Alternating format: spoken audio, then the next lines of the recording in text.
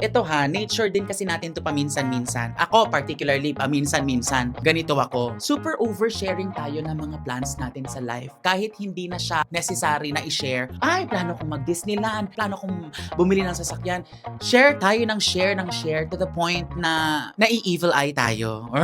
Quiet lang tayo dapat sa proseso din natin paminsan-minsan. Mas na-appreciate natin yung win eh. 'Di ba? Mas fruitful yung success. Mas may sense kung bakit natin tinahak yon kasi tahimik lang natin siyang pinagdaanan. Hindi tayo masyadong share ng share. Kasi I always believe sa 10 kaibigan mo, ito akin lang naman to sa 10 kaibigan mo, isa or dalawa dyan, ang inaantay ka lang. Inaantay ka lang may mangyaring hindi maganda sa plano mo. Yung iba dyan, they don't care naman sa process. May care lang sila sa resulta.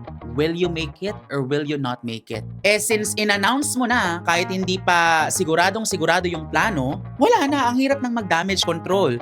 Mas mahirap tanggapin yung failure. Kasi nga, na-announce mo na sa circle mo, sa family members mo, yung mga plano mo, tapos pag hindi nangyari, ang hirap ng bawiin. Kaya minsan, mas mabilis i-accept na hindi para sa iyo ang isang bagay kapag tahimik mo lang siyang pinagplanuhan. Kasi sinarili mo lang siya eh. So, kunwari lang ito, nag-aral ka for this particular training, tapos hindi mo na-achieve, parang mas mabilis kang mag-move on.